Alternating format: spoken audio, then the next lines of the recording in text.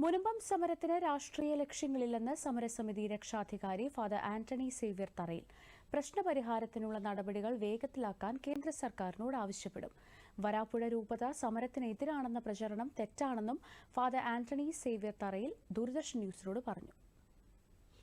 മുനമ്പത്ത് 610 കുടുംബങ്ങൾ 185 ദിവസമായി അവരുടെ ഭൂമിയിൽ റവന്യൂ അവകാശം സ്ഥാപിച്ചു കിട്ടാനായിട്ടുള്ള സമരത്തിലാണ്, നിരാഹാര സമരത്തിലാണ്.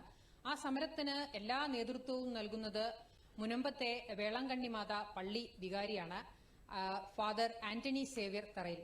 ഇപ്പോൾ നമുക്കൊപ്പം ഉണ്ട് അദ്ദേഹം. ഇന്ന് കേന്ദ്രമന്ത്രി കിരൺ റിജിജു ഇവിടെ എത്തുകയാണ്. അദ്ദേഹത്തിന് ഒരു നന്ദി സമരസമിതി അറിയിക്കുന്നുണ്ട്. ഏത് രീതിയിലാണ് ആ സന്ദർശനത്തെ കാണുന്നത്?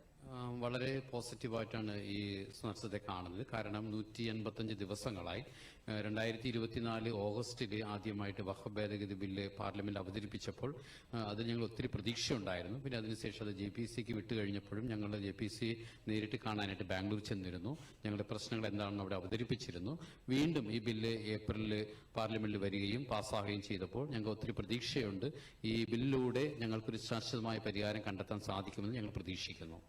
ഈ സമരം എന്ന് പറയുമ്പോൾ 2022 ജനുവരിയിലാണ് ഞങ്ങൾ ഈ പ്രശ്നം മനസ്സിലാക്കിയത്. അന്ന് ഭൂസംരക്ഷണ സമിതി രൂപീകരിച്ചുകൊണ്ട് അന്നു മുതൽ ഇപ്പോൾ 3 വർഷങ്ങളും ഏകദേശം 4 മാസങ്ങളായി ഈ ഒരു പ്രശ്നം ഞങ്ങൾ തരണം ചെയ്യുന്നത്.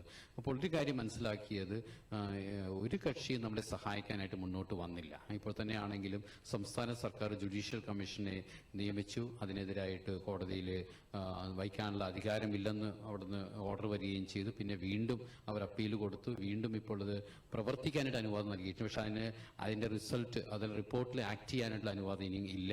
അപ്പോൾ അവിടെയും നമുക്കൊരു തടസ്സമാണ് കാണുന്നത്. രണ്ടാമതായിട്ട് ഇപ്പോൾ വഖഫ് ട്രൈബ്യൂണലിൽ കേസ് നടന്നുകൊണ്ടിരിക്കുകയാണ്. ഏകദേശം ഈസ്റ്റർ കഴിഞ്ഞ് അതിലൊരു ഓർഡർ, ഒരു ജഡ്ജ്മെന്റ് തരുമെന്ന് ജഡ്ജി പറഞ്ഞ അന്ന് തന്നെ ഹൈക്കോടതിയിൽ വഖഫ് ബോർഡ് ചെന്ന് ഒരു സ്റ്റേ ഓർഡർ വാങ്ങിച്ചിരിക്കുകയാണ്. മെയ് 26 വരെ ഇതിന് വിധി വരരുതെന്ന് പറഞ്ഞുകൊണ്ട്. അവിടെയും മെയ് 20-ാം തീയതി ഇപ്പോഴുള്ള ജഡ്ജ് ഇവിടുന്ന് മാറി നെയ്യാറ്റിൻകരയിലേക്ക് പോവുകയാണ്. അപ്പോൾ അവിടെയും ഒരു തടസ്സമാണ് ഇവർ സൃഷ്ടിക്കുന്നത്. അപ്പോൾ പൊതുവായിട്ട് കാണുമ്പോൾ ഇതിങ്ങനെ നീട്ടിക്കൊണ്ടു പോകുന്ന പ്രവണതയാണ് പല രാഷ്ട്രീയ കക്ഷികളും നമ്മൾ കാണുന്നത്. അപ്പോൾ ഈ ഒരു അവസരത്തിൽ ഈ ഒരു ഭേദഗതി ബില്ല് ഏതെങ്കിലും രീതിയിൽ ഞങ്ങൾക്ക് ഒരു ശാശ്വതമായ പരിഹാരം നൽകുമെന്ന പ്രതീക്ഷയാണ് ഞങ്ങൾക്കുള്ളത്.